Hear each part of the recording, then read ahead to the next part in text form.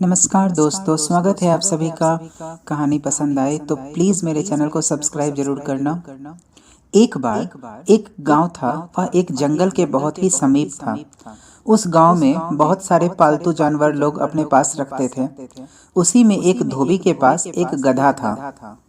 धोबी गधा से बहुत सारे काम करवाता, लेकिन उसे खाने के लिए बहुत ही कम अनाज देता था। वह घास खाना चाहता था, पर धोबी के पास इतने घास रहते नहीं थे और न ही उसके पास अपना खेत था, न ही वह पैसे से गधा के लिए उतना भोजन खरीदता था। गधा हमेशा परेशान रहता कि कैसे उसे खाना मिले। एक बार गधा को चरने के लिए धोबी ने खेत में छोड़ दिया। वह चरते चरते दूर जंगल में निकल गया। जंगल में जब वह निकल गया तो उसे दूर एक जगह कुछ चमकता हुआ चीज दिखाई पड़ा। जब वह वहां पहुंचा तो उसने देखा कि शिकारियों ने शेर को मारा है और शेर की खाल वहीं पर पड़ी हुई है। अब गधे के दिमाग में एक उपाय सूझा। उसने शेर के उस खाल को ओढ़ लिया और जंगल में सोचा कि अगर मैं इस शेर की खाल को ओढ़कर चलूंगा तो मेरे पास कोई भी हिंसक जानवर नहीं आएगा। यही सोचकर वह जंगल में अपना विचरने लगा। अब उससे जो भी जानवर देखता वह शेर समझकर उससे दूर भाग जाता और गधा मस्ती में जंगल में घूम रहा था। घूमते घूमते वह जहाँ भी घास दिखता वहाँ घास खाने लगता। इतना सब होने के बाद वह जंगल से खेत की ओर आने लगा। खेत में आने के बाद खेत के हरे हरे गेहूं चावल सबके खेत, गन्ने के खेत, इन सभी खेतों में भी वह आराम से घुस करके उन्हें खाने लगा। वहां जितने भी लोग सब थे, सब जंगल का शेर को खेत में आया देख समझकर अपने अपने प्राण बचाकर वहां से भागने लगे। गधा यह देखकर बहुत खुश हुआ। उसने सोचा, अरे वाह, यह तो बहुत अच्छी तरकीब मुझे मिल गई। अब तो मैं ढेर सारे घास खा सकता हूँ। अब वह हमेशा ऐसा ही करता। वह दिन भर घूमता, जंगल में जाकर के खेतों में हर जगह शेर की खाल पहनकर घूमता और भर पेट खाना खाता। घास खा खा कर और हरी हरी गेहूं की बालियां, धान, ये सब खाकर वह बहुत ही मोटा ताजा हो रहा था। वह जब सब कुछ खा लेता तो एक जगह जाकर कोने में शेर की खाल को छिपा देता था और वापस धोबी के पास पहुंच जाता। धोबी भी सोच रहा था कि आखिर मेरा गधा इतना मोटा ताजा कैसे हो गया। लेकिन उसे यह समझ में आ गया था कि जब वह उसे चरने के लिए खुला छोड़ देता है तब गधा ज्यादा खाना खा पाता है।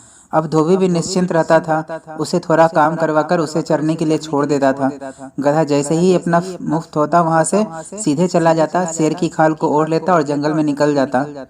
अब जंगल के जानवर के साथ साथ लोग भी उससे डरने लगे थे और गधा अपनी मस्ती में झूमता हुआ खेतों में घूम घूम कर अनाज खा रहा था। लेकिन था तो वो गधा ही, गधे वाली हरकत तो उसे करनी ही थी। एक बार उसके कुछ गधे मित्र में कुछ गधियां भी थी जो जंगल में पास के धोबी के पास रहती थी।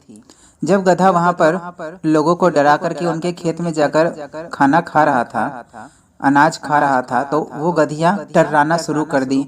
उनकी टर्राने की आवाज सुनकर, उनकी अर्राने की आवाज इन सब को सुनकर गधा भी जोर जोर से ढेंचू ढेंचू ढेंचू यह करना शुरू कर दिया। अब शेर की खाल पहने हुए एक जानवर ढेंचू ढेंचू कर रहा था। यह वहां के लोगों ने देख लिया। उन्हें समझ में आ गया कि यह एक दुष्ट गधा है जो कि शेर की खाल को ओढ़े हुए है।